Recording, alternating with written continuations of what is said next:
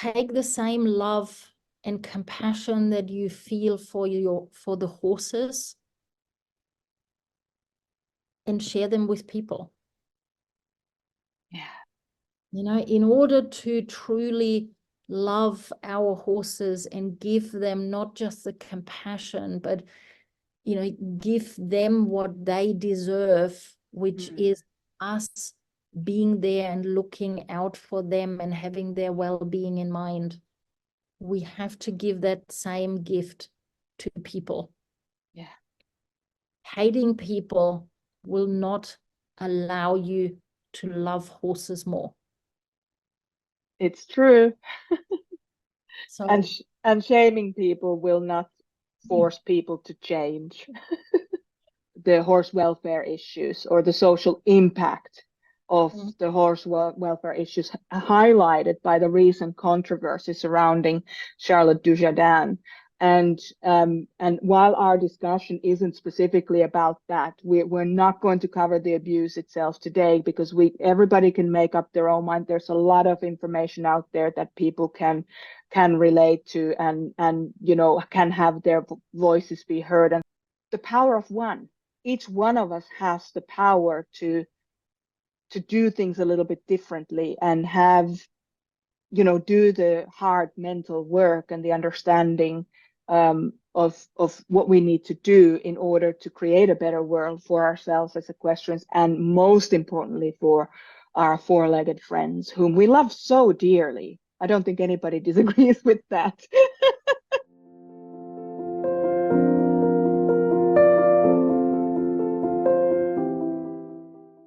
Hey everyone, and welcome to today's special episode of the Safe Spaces podcast, where we continue, or we begin to unravel our conversations around being an awakened equestrian. And today I am here with the esteemed Tanja Mitton, the author of It Takes Two to Tango and 7 Steps to the Mindset of an Equestrian Champion. Welcome, Tanja. It's great to have you. thank you for inviting me. It's good to be here. Yay. So you and I have pretty similar background, actually. Not all the same details, but your background is in your journey began in Germany, and you started to ride as a child, despite coming from a non-horsey family. What was that like for you?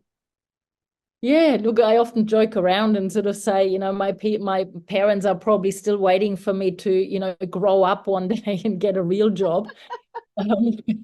It's sort of, I think they always, as a child, they always thought I would grow out of it, you know, it was a phase. And then they realized after a while that it wasn't a phase. And I think then they just resigned to the fact that, you know, I'm going to find my own way. And yeah, it took me quite far away from Germany. So my mom is not very happy about that. But Oh, of course. And so your passion led you from grooming horses or being a groom in a show jumping yard in Germany. You eventually ended up working with the renowned Schockemöhle Stables. I'm sure anybody who knows anything about show jumping will recognize that name. And then after that, you became a vet nurse through an apprenticeship in an Equine Hospital. Was that still in Germany, or had you already moved on? Yeah, that wow. was Germany. So I started off when I was 18. I just wanted to, you know, make horses my career.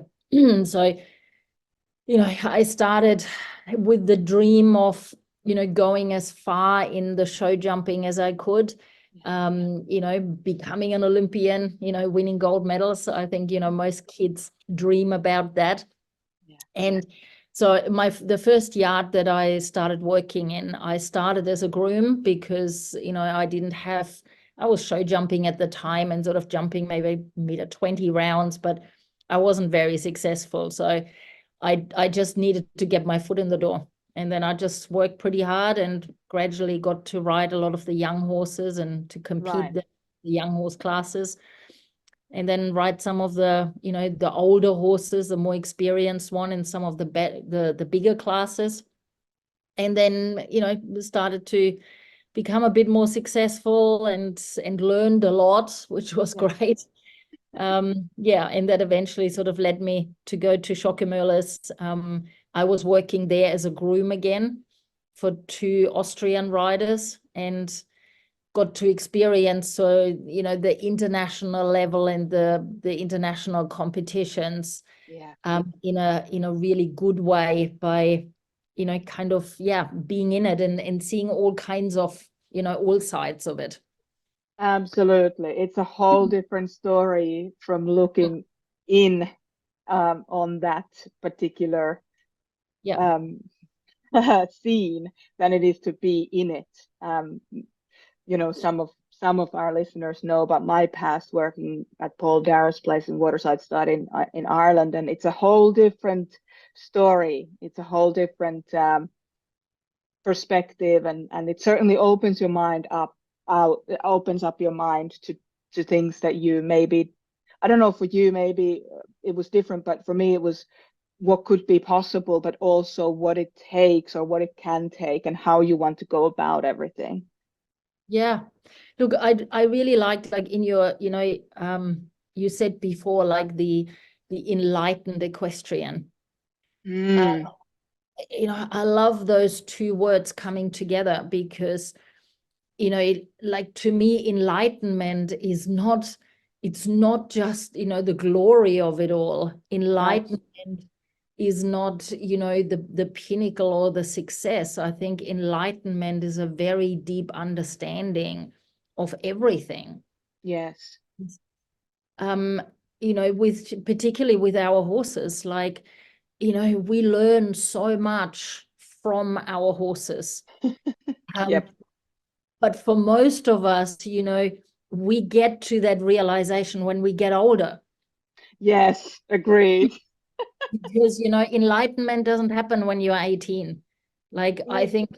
Absolutely. Even awakening happens throughout, like, it doesn't really usually happen until 40s, sometimes 50s. Yeah.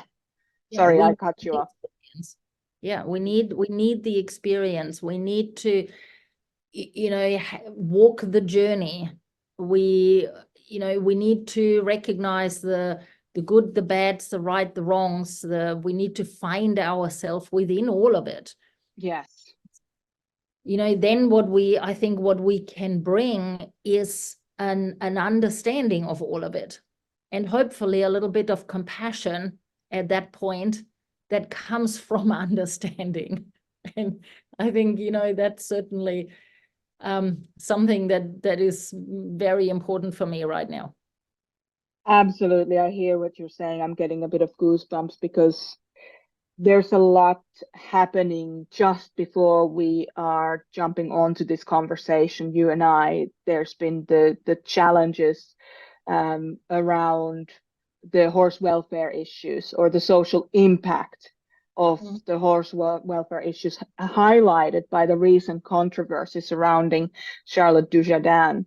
And while our discussion isn't specifically about that, we're not going to cover the abuse itself today, because everybody can make up their own mind. There's a lot of information out there that people can relate to, and you know, can have their voices be heard and so on.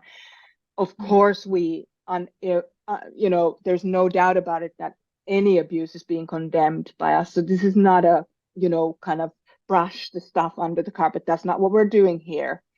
But what we are doing is we're focusing on the broader implications and kind of the lessons that we can all learn from this incident and what happened. And of course, for you, as you know, you've lived in different countries. You've lived in Germany, England. You're now in Australia here. You are an Equestrian Australia accredited coach, as well as an NLP Master Coach. And those of you who don't know what NLP is neuro-linguistic programming. So it's basically rejigging your brain so that you're able to perform better and be yourself in a more wholesome way. You've worked with, Australian high performance dressage and para squad, and to that level, you've brought your gifts. So what we are covering today is not the incident itself. It's around what happens, what has to happen on a higher perspective so that, you know, things, abuse doesn't happen in the future, but also the power of one. Each one of us has the power to do things a little bit differently and have, you know, do the hard mental work and the understanding of what we need to do in order to create a better world for ourselves as equestrians, and most importantly for our four-legged friends whom we love so dearly. I don't think anybody disagrees with that. Yeah. You know, I think one of the things that's really become quite paramount for me, you know, over those last few days is that, you know, we're seeing a divide of, you know, people who love horses. Yep. And like you said, we all love horses. That's why we are here, you know, Yep. in that, in the sport, and not just the sport, but in, you know, why we ride, why we are connected to horses. What I've been struggling with a little bit has been the fact that, you know, I love horses and I love people. Yes. And to me at the moment, my conflict, it's not a conflict within me, but it's a conflict for me when I'm looking out, is that right now it's sort of a little bit, you know, you either love horses or you love people. Right. And right. And to me, this is like, I just want to scream out, no. Like, Yeah. no, you know, we have to, in order to love horses, we have to love people. Yes. Because, you know, we can't do this with only one and not the other. Like, you know, we are there to look after our horses. We are caring for them every day. But we also need to be cared for, because we all know, like, you know, you and I, we've been around for a few years. We know that our behavior to the outside is very different on how we feel inside. When we feel good, we can do good. We can be better people. You know, when we are being taken care of, if that is that we are taking care of ourselves, or we have a good environment where, you know, people are there to supporting us, you know, when that happens, then we are at a better frame of mind. We can do better. We can see things more clearly. We make better choices. Yep. Now, I do agree with that. And, you know, not every choice we make is a direct, you know, reflection on how we feel inside, but a lot of the choices are. Agreed. To me, you know, looking out for people, looking out does not mean we make excuses. Right. That's a big one at the moment. A lot of people, like, you know, looking out for people means we're making excuses. No, we don't. But I can love and care for someone and feel compassion towards someone, even if that person has done something wrong and has made a very bad, whatever it is, choice, judgment, I don't know. Compassion doesn't have to cease there, because in the end, you know, to me, looking back at, you know, so many things that I've seen, most of the time when we do something wrong and we get caught out and we get told that that wasn't right, that that was wrong, it had consequences, our boundaries got realigned and readjusted. Yeah. Often those people become the best role models because of that experience. Right. Yeah, 100% agree. Not 100% of the time, but I agree with. Yeah. Yeah. You know, some people don't, and you know that's we don't know until we go through the process. But I think, you know, when we say everyone deserves a second chance, it doesn't mean that they're just forgiven and everything is swept under the carpet. Yeah, there's accountability. Yeah, a second chance is new boundaries, clear boundaries, an understanding that something that's been done was very wrong. Yeah. And in the second chance is now take that experience and do good with it. Become an advocate. Because if we shoot everyone down who's done something wrong, what are we left with? I know, I wouldn't be standing. Yeah. I've learned so many lessons. You know, we're left with either, you know, a big group of young people who haven't had enough time to make big mistakes. Yeah. Or people who haven't had enough broad experience to make some of those mistakes. Absolutely. Now, absolutely. Yeah, compassion is a really, I think we need to go back to compassion. For our horses, 100%, they need more compassion. Agreed. But let's not forget the people that are attached to it. We deserve compassion too. I think so. I think so. And it is, you have a really good point, which, you know, really touched me, which is those of us who actually do this work, we know how much we work. We know how lonely it can be sometimes. We know the hours that go into it. We know everything that is to do with trying to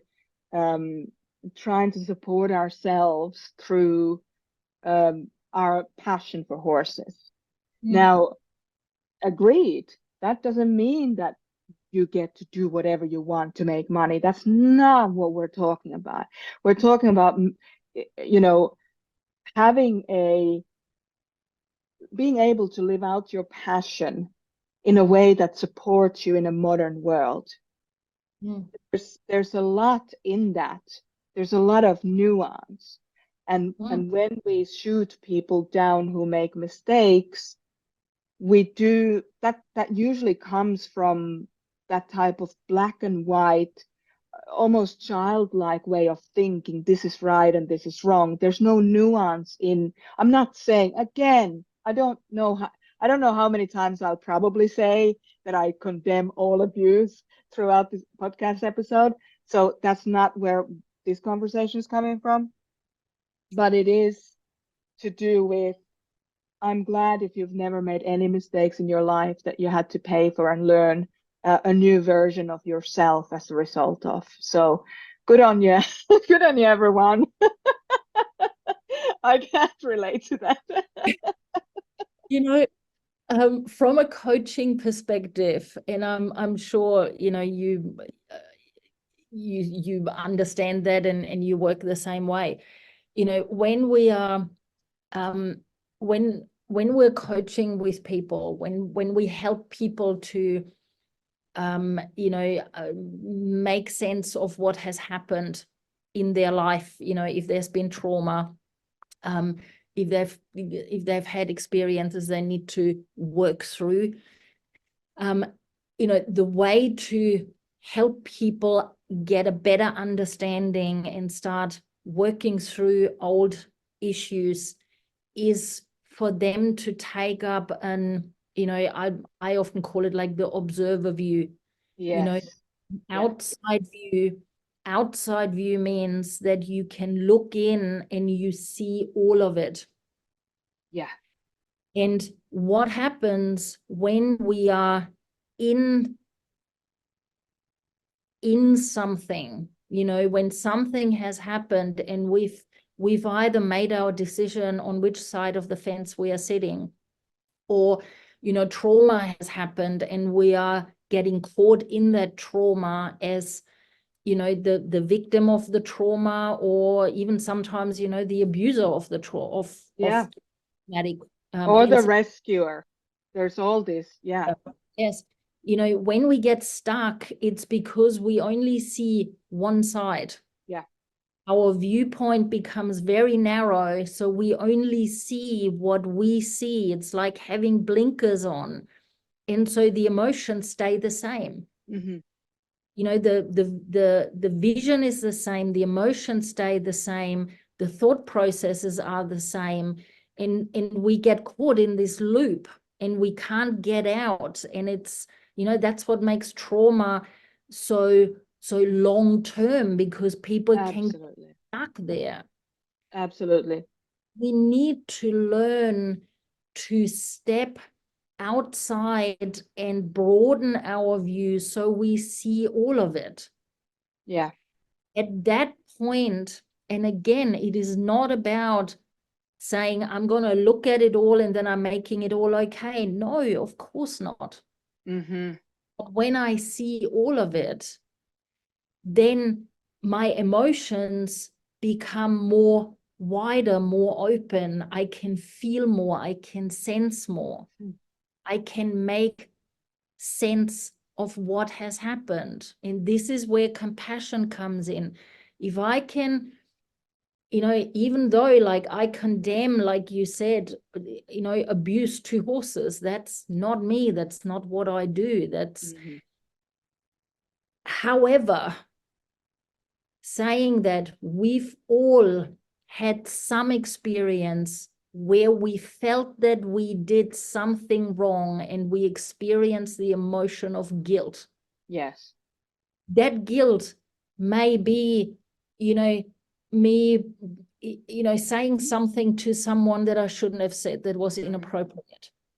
Yeah. You know, me throwing a big temper tantrum and making it all about me and not about someone else. Yeah. When I, you know, when I experience guilt, I get an insight into what it's like to have done wrong. Yes. Now, we know from ourselves and from our loved one, or, you know, our loved ones, our families, our friends, when we've done something wrong, it doesn't condemn us for eternity. It doesn't make us bad people. It makes us human. Yeah. Yeah. And of course, there can be people who are pathological in their approach, but most people are not. And this is what I think, at the moment are forgetting when there's a lot of rampant conversation about anybody who disagrees with me now is a narcissist, or, you know, all these words are being thrown around. And it's like, actually, no, like, so 90+% of people are not pathological. Like, let's remember that 90+% of people are actually feeling badly after having done something that was inappropriate in the moment. So where do we take that? And that emotional fitness, you know, your point about exploring and expanding your emotional landscape, so to speak, by doing the work. If we stay in those narrow silos of trauma and, you know, the victim or the persecutor or even the rescuer, because some of us have rescued a lot of animals and kind of, you know, really felt like that's who we are, because that's the only thing we can do. And I'm not saying rescuing animals is bad, but I'm digress. So I'm going back to my point, which is, if we're too narrow in that silo, we can actually continuously re-traumatize ourselves. So as an advocate for all of our inner children, and having written so many reparenting books and courses where people can actually step over the trauma and move on with their lives, those narrow perspectives that you mentioned, it's so true. We can get stuck in them. Our whole emotional landscape stays really narrow, and we may even end up re-traumatizing ourselves. And what picture does that serve then, any one of us playing small? And that's not to say that I judge people who are highly traumatized. I was highly traumatized. It took me decades to work through this. But where do we want to land on that scale? If we have a little bit of, if we felt like we had a choice, would I rather say, okay, I think I've been pretty narrow, and I'm gonna, even though it's scary, I'm gonna just open up my emotional landscape a little bit for those shades of gray, so it's not so black and white.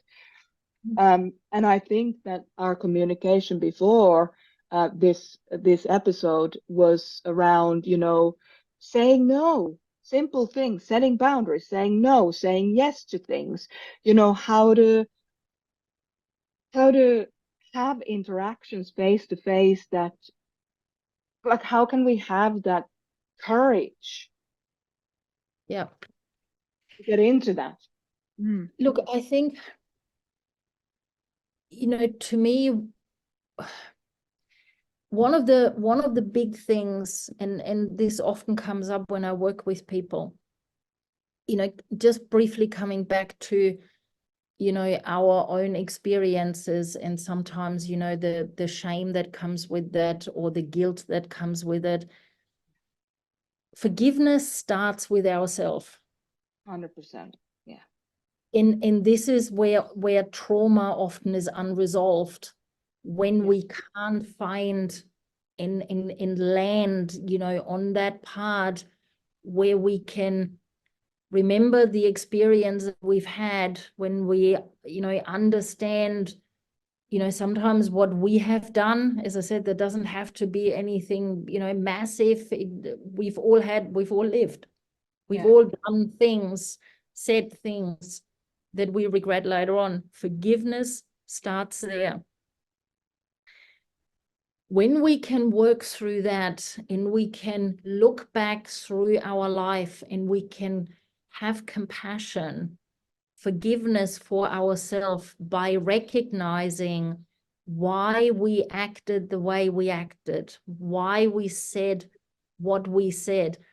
This is where we start to get a far deeper insight into ourselves, but I think not just within ourselves, but humanity overall. Yeah. Because we can start to recognize that, hey, if I don't feel at my best, I can't give my best. Absolutely. And that is not bad. That is just part of the balance that is called, life, like the universal law of balance. Yeah. It means there is movement. Movement means we grow, we learn, things change. It's not stagnant. So when we can recognize, and when we can accept that there is sometimes, moments and times where we are not at our best, and then we cannot be at our best to the outside. But that does not define us. That is not who we are. That is just a moment in time. Mm-hmm. And when we are at our best, and initially often, that is determined by our environment. It's the external environment that tells us we're doing a good job. It's the validation we get from others. We all start out charging our batteries and needing the validation from the outside, to be validated. Like our environment determines how we feel and who we are. I think for a lot of people, that's where we begin. We know as a child, we become such a product of our environment, because the environment shapes us, it molds us.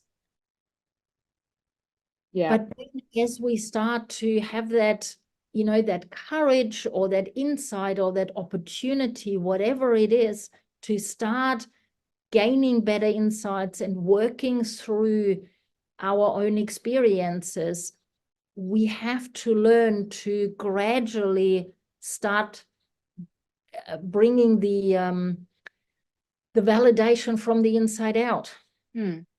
Yeah. This is a direct view that we have of ourselves. This is where kindness really begins. This is where love, compassion, forgiveness really means something. Yeah. And then we become better people. You know, we become better humans towards other humans. We become better humans towards animals. We become better riders. We become the compassionate riders that look out for our horses and for the people that are in their life. It's so interesting because there are parallels. The more compassion you bring to yourself, the more compassion you bring to your horse, you can learn great leadership and relationship lessons from bringing this compassion through yourself to your horse on that level. So that's I remember, you know, I had an experience probably 4 years ago now, roughly, give or take. And one of my horses at home, who I've got a deep relationship, a deep bond with. He's you know, he's one of those horses that kind of, he had to come into my world. And in the beginning, like, he's a dressage horse. I bought him when he was fairly young. He already had a fair bit of training. You know, I wanted to learn more. I wanted to just sort of dive a little bit into the dressage world because my background is more show jumping based. And so when I bought him, there was a whole lot of dreams and, you know, maybe not so much goals, but certainly, like, you know, there was a lot of emotions in it. It was, you know, anticipation and joy and like, you know, we can do something together. And when I started riding him, you know, over probably 12 months, I always felt that he didn't really enjoy it. He didn't do anything drastic to tell me he didn't enjoy it. I certainly never had to, you know, use any force to make him go. It was more sort of an intuition from our attachment that was just, he was so compliant. Yeah. He was so, I think compliant really is the word. You know, compliant is, we do what is expected. We do what someone is asking, but we don't bring the joy into it. Yeah. And so I always sensed like there was no joy. And, you know, like these days when I ride, you know, I might ride 4 days a week, and quite often I just walk, you know, I just walk, I have a trot, I stop, I pat, I sit there, I breathe, I relax. You know, I mean, there was no strenuous dressage training at all happening there. However, I always felt he just complied, but he didn't enjoy it. And, you know, one day I even got to the point, I got an animal communicator involved. And, you know, talking about compassion for ourselves, I wrote down all these questions for this animal communicator. And I really had to step outside of all of my emotions. Yes. And I went like, please ask him, does he want to be ridden? Does he want to be ridden by me? Does he want to be ridden by someone else? Does he like it here? Would he like to go somewhere else? I was just like, if I have to let go of him, that would be really, really hard. But if I have to, if that's in his best interest, I'm okay with that. And he just came back saying, I don't want to be ridden. I don't want to be ridden by you. I don't want to be ridden by anyone else, but I want to stay. I like it here. I like the environment. I just don't want to be ridden. And I went out in the paddock and I sat down with him, and he came and he put his nose on my head. I cried my eyes out for about half an hour. Yeah. And then I just cuddled him and I said to him, you don't have to be ridden. If you don't want to be ridden, it's okay. Yeah. I had to forgive myself for so many little things, not what I did to the horse. I didn't force him. I certainly didn't beat him up by none of it. But I had to forgive myself for feeling that I'm not worthy of him, that I'm not good enough, that maybe, you know, he needs something else. Forgiveness starts with yourself, recognizing there is guilt and then working through it and letting it go. And then strength comes behind it. Then we become courageous. Then, you know, coming to your next point, then we start to develop the capacity to say yes when we mean yes and to say no when we mean no. Yeah, but you need to have that clarity and you need to have that experience. Not most of us are not born focused and clear on who we are and on purpose and like completely on the right track. It's a very few person who actually operates with those kinds of ways. But so then if you know, how can you really truly say yes to anything unless you have done this work where you know what is right for you and what isn't, what's right for your horse, what isn't, you know, if you can even think to speak on the animal's behalf. I mean, they do give us clues about where they are and who they are and how they are and what they want and what they don't want, and I feel like that's a separate podcast episode, so let's let's veer back into into saying yes and saying no. Because something that I've learned over the years is that no is a full sentence. You don't actually have to explain yourself. You can if you want to, but you don't have to. And until I learned that lesson, I wasn't really saying yes to anything either. Yeah. Oh. True is that. You know, we can't truly say yes when we feel we don't have the capacity to say no. Or permission. Permission. Yeah. You know, a yes without the backup of a no, a yes is a way out. Yeah, and it's kind of it's not really a yes, it's a I guess. I guess I'll do that then, you know, internally. So, and you know, what you said before, like we don't, you know, how do we say no?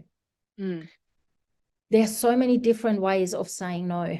And I think if we look at the, you know, the way to say no as becoming a conflict, Yeah. then saying no is as scary as hell, because who wants a conflict? Yep. But saying no does not mean a saying no is setting a boundary.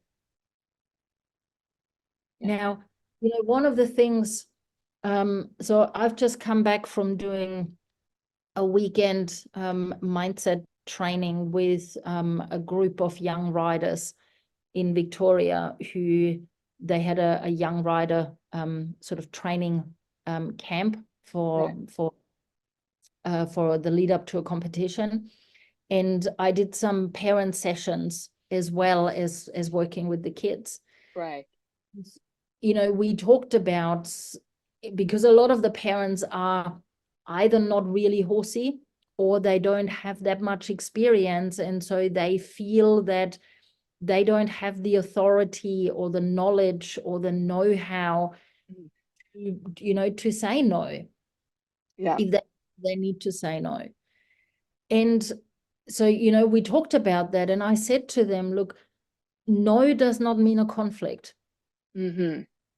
You don't have to confront someone and say no by backing up why you are saying no, which then might challenge someone's either personal views or someone's, you know, training methods or whatever it might be. we can say no by simply removing ourselves out of a situation. Mm-hmm. And, my advice, but my encouragement for anyone out there, if you are ever in a situation, and that doesn't have to be just in a lesson, that can be away from horses. It can be in a some, shopping center or whatever. Yeah. or if you're at a competition and your horse doesn't load on the float and you've got 10 people coming to try and all help you load the horse and you feel uncomfortable with it, in whatever scenario, you can always find a reason. If you need to make an excuse, I'm so sorry, I just got a text message from home, something has happened, we have to go. Yeah. You for your time, let me pay you for your lesson, but unfortunately I have to cut it short because it's very important that I'm going to get home as soon as possible. Yes. Yeah. That is a way of saying no without confrontation, without saying right or wrong, without having to step up, without having to tell someone what they need to do or how they should do it. Yeah. And I find that I'm sure there are people who then, in the black and white way think, oh, but you're lying. You're actually stretching your capacity to learn a new skill that will then help you be more, graceful about saying no, like straight up no.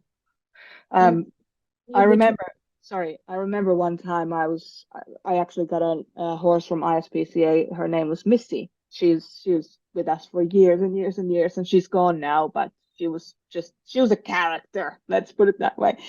And I went to get 3 horses, and Missy was the last one, and I only had a 2-horse float, and she was super bossy. So she wasn't going to travel well with the other horses anyway.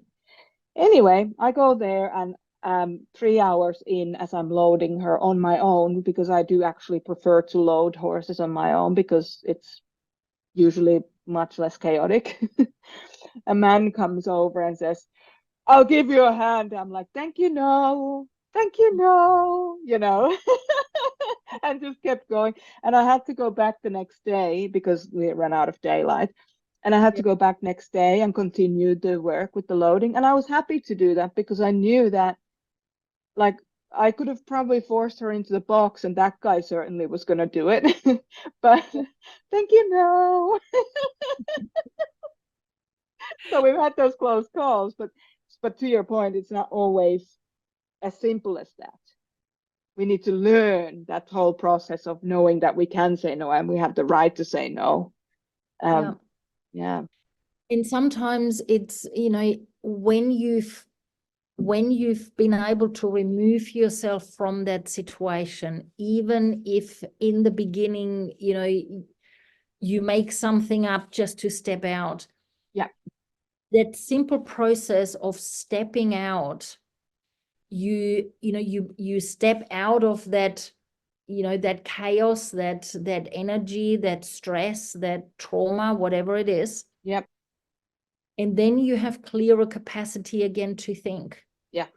So you then have time, you've got clarity of thought to then look at what is my next step. Yeah, absolutely. And, we make better decisions when we are out of the chaos than if we make decisions within it. If we feel like, oh my God, I need to say no now, but I'm already feeling so unsettled. How do I do it? And often we choose not the right words, and then it makes it, it becomes bigger. Yes. If you feel, you are lying, if you make up the story about the text message, then please do. Yeah. Yeah. Please do. There is no harm in that. That is just, maybe it feels like a lie, but what you're doing there, you're saying, I'm taking care of me. Yeah. And I'm taking a break from this situation, this dynamic. I'm leaving it behind. Yeah. I'm moving myself out. Maybe I'm moving my horse out. Maybe I'm moving my friend or my child out. Just removing yourself and then sit and go, okay, now that I can think clearly, now that I'm safe, what's my What do next? I want to do? Yeah, exactly. And I've said this so many times with a lot of my work with the reparenting is obviously has implications in relationships, like human to human relationships. And I often say to people, you know, if you get into in the middle of a dynamic that's been going on for years and years and years and years, and it's, you know, where it's going, it's just going to escalate, and it's going to hell in a handbasket. That's essentially where it's going to end up. It's completely okay to say to your partner, sorry, I need to go to the toilet. I'll be back. Give me about 10 minutes. I'll be back. And that allows you to just go, I need to go to the loo. Nobody's going to follow, hopefully, nobody's going to follow you to the loo and start banging on the door. Like, so at least you get that little break. And I think you can use it if you're in a lesson as well. Why not? You know, hey, sorry, I'm just going to excuse myself for 10 minutes. I'll be back. Yeah. And, you know, just bringing that another step further with horses, you know, it's the same thing when we are training or when we are riding, even when, you know, when we are in a lesson, coming back to a halt, coming back to a stop, just having a break. Yep. You know, it gives everyone a chance to take a breath out. You know, Yep. I am not a believer that when we work our horses that we have to fix everything right here and now. Because to me, Agreed. you know, when it gets chaotic and I have to fix something, I'm already past that point. So let's stop. Yeah. Let's come back to a halt. Let's come back to a walk. Let's drop the rein. Let's just bring the energy back down, take a breath out, let your horse start to take a breath out. Let's just take a moment, regrouping, thinking. And then we can just go, hey, are you okay? Am I okay? Let's everyone just take a breath, you know, take a moment, and let's just think, how can we do that better? Yeah. Or what just happened, you know? When I give lessons, I often talk to riders and sort of say to them, like, you know, on the forefront of your mind, there should be the question directed to the horse, how can I help you? How can Yeah. I? Because if I'm asking something and I might think that I ask in the right way, and my horse is not responding in the way that I wanted to respond, chances are the horse is responding to what we've asked, just that what we asked and what we thought we asked or what we wanted to ask might not have been quite the same things. Yeah. Yeah. So it's like, oh, that's interesting that you respond that way. Yes. Okay, let me help you find the right way. Give me a moment. Let me reposition myself. Let me ask again in a different way. Is this now a way of asking that you are understanding? Yes. Let me help you find the right answer. Yeah. And it's completely okay to get off your horse. Like if you can feel emotions, whether it's fear, whether it's frustration, whether it's anything. I remember I started my horse Ruby, or one of the horses Ruby that I have, and she was the first horse I started since I was starting a young horse that was very dangerous, and I actually fell off and injured myself so badly that I couldn't walk properly for 6 months. And so it took me with my orthopedic massage and pain management protocol, like I used to do that for work. So I knew what I needed to do. It was a lot of time. And then I started Ruby, and I remember getting on her, and I had a very experienced horseman helping me, just being with her and creating that safe space for both of us. Um, and the first time I sat on her, I sat up and I went, you know, I could feel the emotions start kind of rising, the kind of the trauma, the cellular memory of the trauma. And I just said to Paul, who was helping me, Paul Gibson, I'm just going to take a break. You okay to stay with Rube? And I got off and just went and sat on a fence line over there for 10 minutes and then came back. So I was able to recognize that I'm not okay here. And to a previous point as well, if I'm not psychologically well, I had a really big couple of years with brain injuries and losses, a lot of loss. I'm not going to go and practice new things with my horses that day. I might even take a mental health day off and not just go and give them, a bit of feed and maybe give them a groom or something. Because I don't want them to be subject to my emotional landscape when there's a storm in there. So Yes. How much insight does it take to recognize that? a lot of practice and a lot of injuries, I guess. But no, it's true. It's true.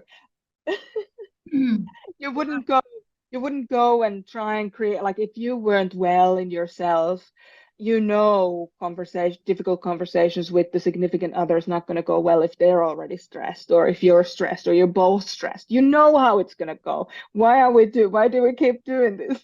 Let's stop putting ourselves into those positions. Yeah, absolutely. And, just sometimes, just getting on your horse and just sitting and looking at the view, giving them a pat and saying, I just need a moment, can you look after me for a moment? I'm not gonna ride, I'm not gonna school, I'm not gonna, try and achieve anything today. I just need to sit here and I just need to look around. I just need to breathe. I just need to reconnect. Horses are, the majority of horses have the capacity to hold us too. They do. Yeah. And, Agree. that is often something I think that I find that is missing in a lot of our training, is the real understanding and the recognition that half the time horses train us. They're our biggest teachers. It's our arrogance that we think that we train them. Right. So many times the horses, they don't just carry us physically, they carry us emotionally. They hold us, they sense us, they sometimes have more capacity than we have. And it takes riding to another level when we can bring that into the saddle, and we just we we recognize that we can carry each other. We learn from them more than they can learn from us. And that is something that is often lacking in the sport. I was just about to say that. Yeah. But this is, whose fault is that? Well,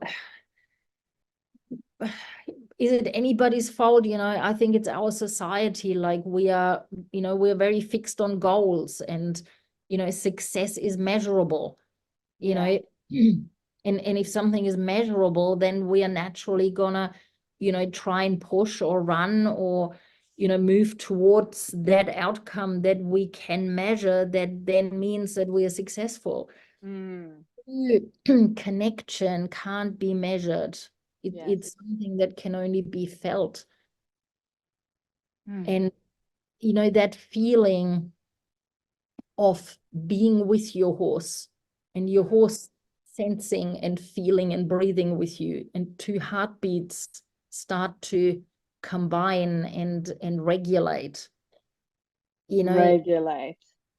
That is something we cannot make that happen. It is a gift that we get, but we have to earn it. Yeah, and how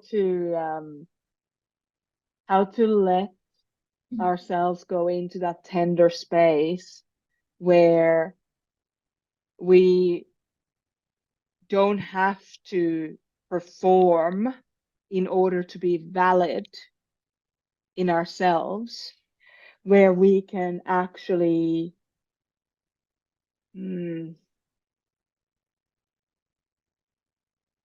just connect and let that connection be the judge. I've been, ever since that big coming out of this most recent situation, I've been thinking about, okay, what could be like really practical things that we could do to change the sport, you know.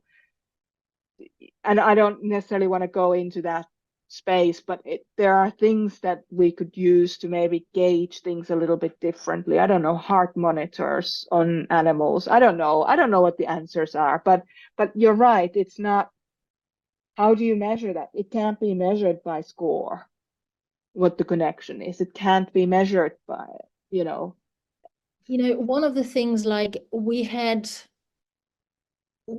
sort of went into that discussion last weekend. When it comes to kids, and most of those kids are teenagers, but there were also younger kids there. One of the things, like, the more I think about it, and I think the last week has made us all think.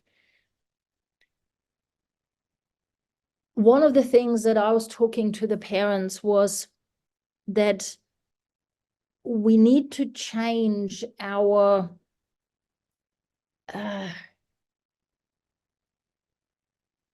we need to change what success is. Right. So, kind of my thought on that, my advice, if you like, was that we have to make success something that is achievable by the individual. And that changes if it's a child, if it's an adult, if it's an amateur, if it's a professional. When that success, so for example, with kids, we talked about that when these kids start to go to competitions, and then they qualify for states, and then they qualify for nationals, and then it's kind of like automatically, a pressure starts to be built, because there's not just a bit of prestige there, but there's longer distances to travel to. Then there's money, there's time involved. The kids feel the pressure, by their peers. We don't even have to intend to do it. It's automatically, starting to happen. Yeah. So we had this discussion, and I said that what if we make success something that the individual is 100% in control of? So success for the kids, success is when they get out of bed in the morning early enough before school, that they look after their horse, they feed their horses, they rug their horses, they make sure that they are okay if they have at home. If a horse is adjustment, it is at an adjustment, the kids are successful, or their success is acknowledged when they make sure that there's enough feed there, that feed is all packed up and put into little boxes, that the paddock is mucked out and skipped out, and the rugs, there's a second pair of rugs there that is clean and available in case, the horse rips a rug. Success for kids cannot be an outcome of a competition. Yeah, a ribbon. Yeah. Because they are not in control of that. Yeah. We're not in control of something, but we want to be successful, then it gets hard. And it's the same for adults. If you've got an amateur rider or professional rider, if the success is the score at the end of a competition, you are not in control of that score. Yeah. Agreed. But if you measure success of the you know, how you prepare the horse to get to the competition. So your horse is relaxed when it gets there because it's been exposed to different environments, and the horse is physically and emotionally capable and adjustable when they go out and they get into, you know, a busier environment. Yeah.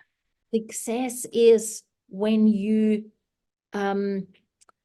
conduct yourself well, sportsmanlike, when you are, you know, when you are nice to other people, when you consider other people, when you consider your horse, when you're able to listen to your horse's feedback on the day. If we measure success like that, then people can be more successful with what they're capable of doing, and horses are treated better. Yeah. But that's a society, you know, the society that has to change that, because while we're still measuring success on, you know, the gold medals that we're winning, ribbons we're winning, you know, the problem is that we all identify as a nation, as we're sitting on the couch, taking ownership of the medal tally, feeling pride as, hey, I'm Australian, and if we win a medal, I've deserved one of them because I'm part. Right. That's not okay. You know, that then we are getting to where we are now, because I need to be able to be successful without going to the Olympics. Right. I need to feel successful. And again, we start with ourselves. We can't put the pressure just on the outside world. Yeah, agreed. If I get on my horse and I just sit and I just take a breath because I feel I'm anxious or I'm stressed or I'm in my head, and I give my horse a pat and I go, right now, the most important thing for me is to self-regulate. And I'm just going to sit here, and I'm hoping that you can help me to self-regulate while the two of us just sit here and enjoy the view. Yeah. And then after half an hour, I sit there with my horse standing underneath me on a loose rein, just holding me. And my heart rate has started to calm down, and my head has gone quiet, and I'm self-regulated. Yeah. And if I can then get off, give my horse a pat, maybe give him a treat, put him away, look after him, and I can see that as a successful ride, we start to make a change. That's so beautiful, because by learning to, you know, pause and having patience and learning to have difficult conversations, we can really strengthen our own integrity and foster that more humane and respectful equestrian experience with our horses as well as with other people. And of course, these critical conversations and critical, you know, self-examination, I would even say, that you and I have had today, Tanja, it's just been so wonderful, and it really can create a better future for ourselves and for our horses. Before we wrap up today, is there anything else that you would like to share, just from your perspective, what people can take away from tuning in today and contributing more positively into rebuilding a life after potentially quite a shocking revelation? You know, it touches us in different ways, but is there any one thing that you feel like you want to still breathe life into, so that people can take that golden nugget and hold it close to their hearts as they go out there in the equestrian world? Yeah, look, it's take the same love and compassion that you feel for the horses and share them with people. Yeah. You know, in order to truly love our horses and give them not just the compassion, but, you know, give them what they deserve, which is us being there and looking out for them and having their well-being in mind. we have to give that same gift to people. Yeah. Hating people will not allow you to love horses more. It's true. So, And shaming people will not force people to change. and look, I think you've got, from what we've talked before, I think you've got a beautiful audience who I'm sure will completely and totally understand what we are talking about. And the compassion just goes so far, you know, just extend the compassion, the love you have for your horse. And I'm sure most of your listeners already have that compassion for people. That's why they're here. That's why they've been, you know, coming into your life. Just keep extending it. Give the gift to others. Keep extending it. Make it bigger. Make it wider. We need it. Our horses need us to do that for ourselves so that we give it back to them. Universal law of balance. We Beautiful. can't without loving the other. That's perfect. Thank you so much, everyone, for joining us on this episode of Safe Spaces podcast. And I've had the most beautiful pleasure today to spend this time with you, Tanja. I cannot thank you enough. Thank you so much for your insights and your experiences. And I think that they've been really invaluable in really helping us understand how we can navigate and transform these challenging situations, not just in our equestrian pursuits, but also in life. And before we go, I'd like to just leave a little call of action for everyone here. So for our listeners, can we commit to having those tough conversations when we see that something's going wrong? Or at least can we commit to saying, I'm seeing something's going wrong and I don't like it and I need to remove myself from the situation, whatever that looks like. Can we start setting those boundaries? You know, it all starts with us. The accountability starts with us for all of these changes. We have the power of one, even though it may seem a little bit overwhelming. So practice speaking up and learn to say no and support one another in fostering this culture of compassion and respect in our equestrian community. And also, if you want to get in touch with Tanja, you can certainly do that by contacting her at tanja@tanjamitton.com. I'll put the contact details into the comment section down below.